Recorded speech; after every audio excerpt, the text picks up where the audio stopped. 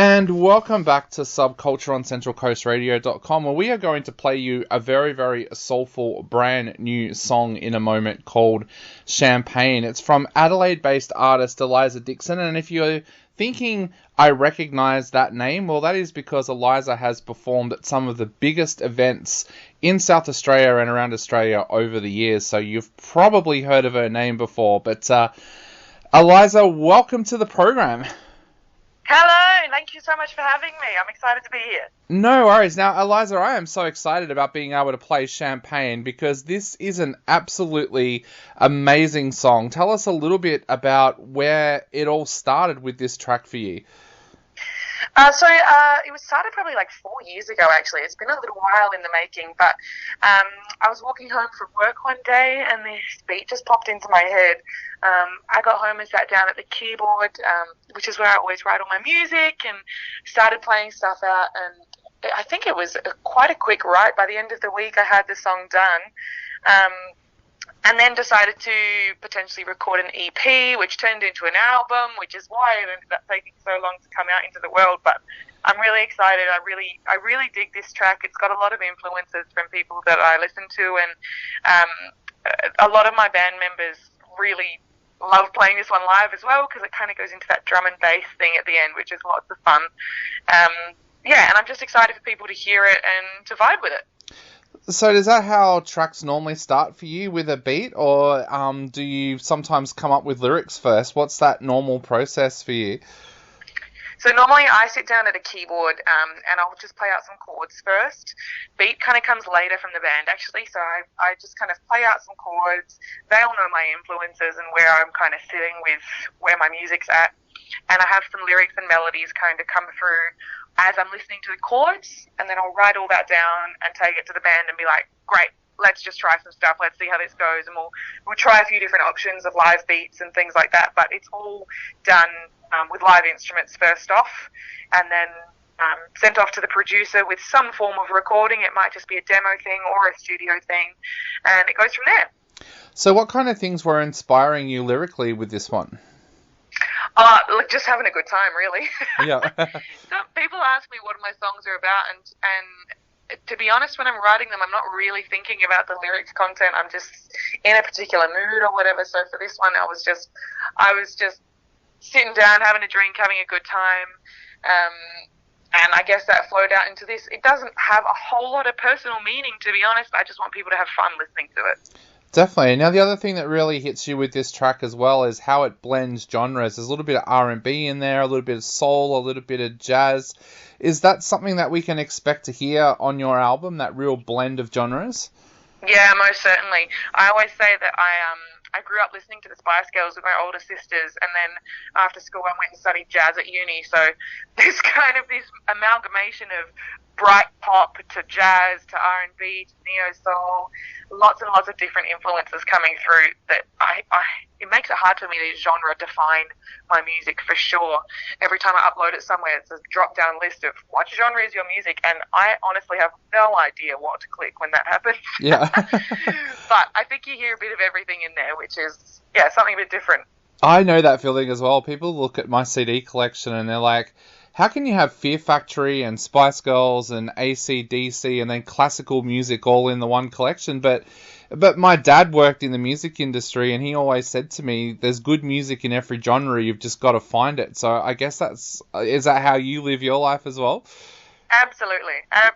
Listen to anything and everything that you love. There's no need to kind of pocket yourself into one little niche world. There's so much out there, and there's so much to enjoy about it all. So, yeah. Definitely. Eliza, one of the things I wanted to ask you about is I'm looking at your music resume in front of me right now. You've been across to New York to perform. Tell us a little bit about that journey, especially for the young musicians that are listening at the moment. Yeah, totally. So 5 years ago, when I finished studying at uni, I decided I was going to record my first EP, which is called Gold, and that's been out for a little while now.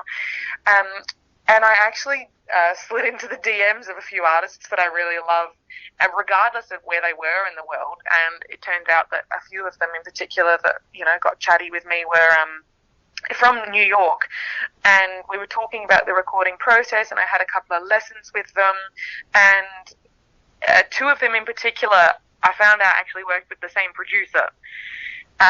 So I got in touch with that producer because they were like, well, if you're going to go for it, just go for it. There's no harm. Just see what happens. Send a message, and the worst that happens is they say no. And thankfully he said yes. He'd love to work with it. So my partner and I flew over to New York. We did a band recording in Adelaide initially, and then recorded the sax and vocal parts over in New York with my producer. And while we were there, we did a couple of shows which were really cool. We literally just messaged some venues through Instagram, got the ball rolling with some artists that we've been following. To be honest, a lot of it literally happened through Instagram. Wow. So, yeah, it was a really cool process, and I got to play some really cool shows over there. A So Far Sounds thing that was in a literal kitchen display warehouse thing. They set up fairy lights all over the kitchen benches and things. It was the most bizarre space to do a gig, but it was really fun. What did you find was the biggest difference about the New York music scene to say, the scene in Adelaide or Melbourne or Sydney? I was actually surprised at how similar the stuff that was coming out of there was. Yeah. You know, because it's New York, especially compared to Adelaide, there is so much more of it because the population is so much bigger. There's going to be more of it there. And lots of people travel there to be musicians and to chase that thing. So there's a very high standard there. But the styles of music and stuff that were coming out of there, I was surprised at how relevant Adelaide became in my head, which was really exciting because I thought, you know, if people are over here doing this in the most one of the most music-rich countries and states in the world, then, you know, something's got to be going right for Adelaide, which was really cool. As I mentioned before about you performing at some massive events, you're, of course, the primary singer for the Australian Army Band in Adelaide. You've performed at the AFL Anzac Day game, the Civic Park Carols, Clipsal 500. How has performing in that kind of setting really helped with your solo career? I think it gets me used to playing to big crowds, and just doing these really cool shows just opens up my eyes to what is possible in the world.